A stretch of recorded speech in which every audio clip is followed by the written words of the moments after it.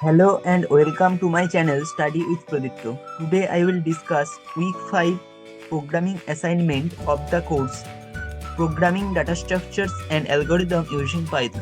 So it is an programming assignment.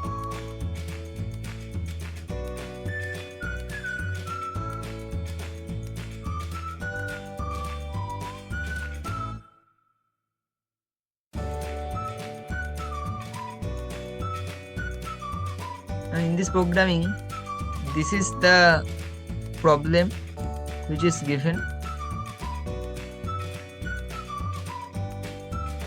This is the sample input.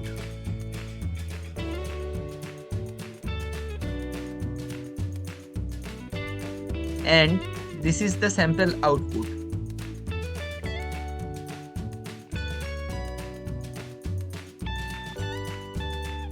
Now here you have to choose Python 3, then you have to write the code.